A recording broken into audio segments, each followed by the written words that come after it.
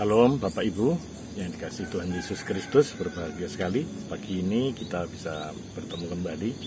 Sebelum kita melakukan aktivitas kita sepanjang hari ini, biarlah kita mengambil waktu sejenak untuk merenungkan firman Tuhan.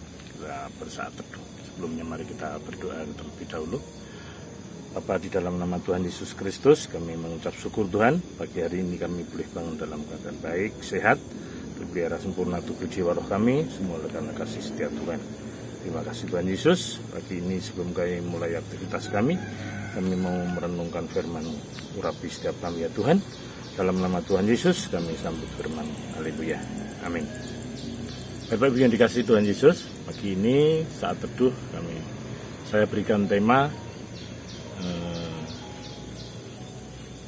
kesandung dalan roto kebentu sing awang-awang. Firman Tuhan saya ambil dari Yohanes 15 ayatnya yang keempat, 5, 6, dan 7. Demikian firman Tuhan. Tinggallah di dalam aku dan aku di dalam kamu, sama seperti ranting tidak dapat berbuah dari dirinya sendiri kalau ia tidak tinggal pada pokok anggur. Demikian juga kamu tidak berbuah jikalau kamu tidak tinggal di dalam aku. Akulah pokok anggur dan kamulah ranting-rantingnya. Barang siapa tinggal di dalam aku dan aku di dalam dia, ia berbuah banyak. Sebab di luar aku kamu tidak dapat berbuat apa-apa. Barang siapa tidak tinggal di dalam aku, ia dibuang keluar seperti ranting dan menjadi kering. Kemudian dikumpulkan orang dan dicampakkan ke dalam api lalu dibakar. Jikalau kamu tinggal di dalam aku dan firmanku tinggal di dalam kamu, mintalah apa saja yang kamu kehendaki dan kamu akan menerimanya. Demikian jauh firman Tuhan. Bapak Ibu yang dikasihi Tuhan Yesus Kristus, kita sebagai umat percaya pagi ini diberi pelajaran sama Tuhan melalui firman-Nya bahwa hubungan kita kepada Tuhan sampai diibaratkan seperti pokok pohon dan ranting-rantingnya. Sedemikian sangat bergantung ranting itu hidup di dalam kehidupan sehari-hari dia. Kalau tidak menempel pada pokok anggur yang benar, pokok anggur yaitu Tuhan Yesus, akan sia-sia.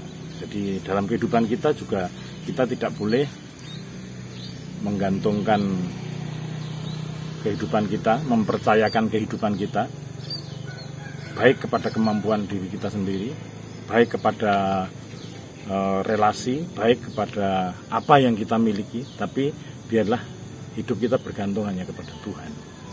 Seperti yang difirmankan pagi ini, supaya hidup kita bisa berbuah banyak, tetapi jauh daripada kesombongan, jauh daripada sifat keakuan, karena kita selalu melibatkan Tuhan. Karena di dalam Tuhan dikatakan di sini kita tidak bisa berbuat apa-apa. Seperti misalnya jangan lupa, misalnya atau jangan silau, jangan silap.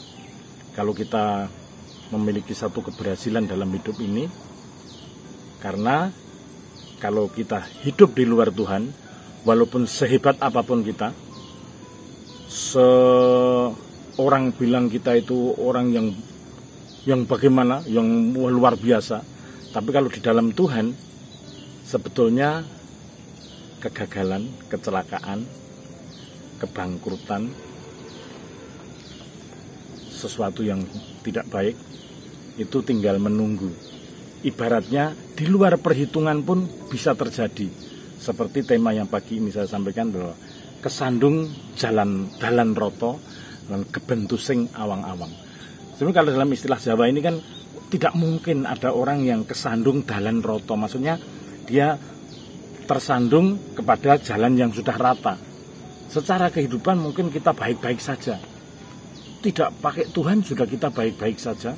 Bisnis kita jalan, saya tetap jadi pegawai, saya tetap jadi pengusaha, saya tetap jadi karyawan, saya tetap jadi apapun yang hari ini mungkin kita bisa banggakan.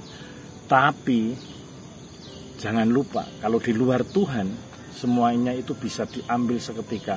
Dan kita seperti yang menjadi tema pagi ini, saya sampaikan bahwa kesandung dalan roto. Tiba-tiba saja jalan yang kelihatannya rata itu bisa membuat kita terjatuh, tersandung.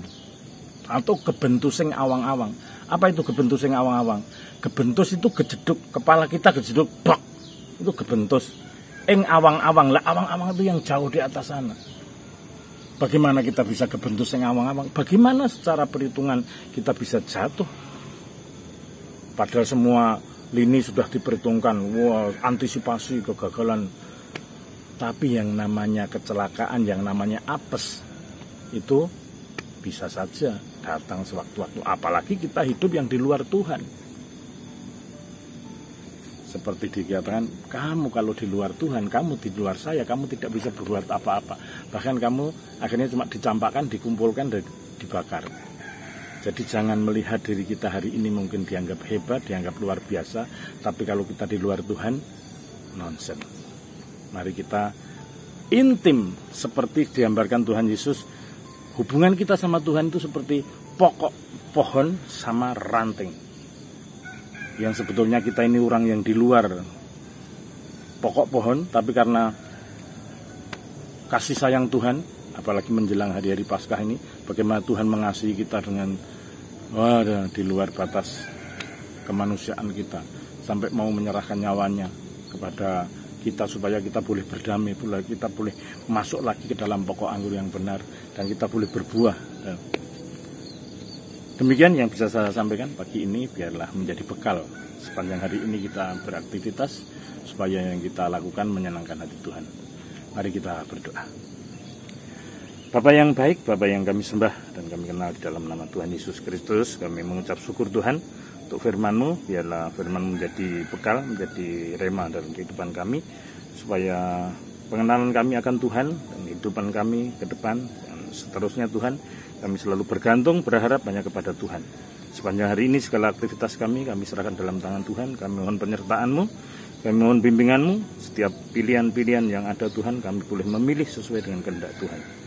Terima kasih Tuhan Yesus, kami mengucap syukur demi nama Tuhan Yesus Kristus kami berdoa. Haleluya. Amin.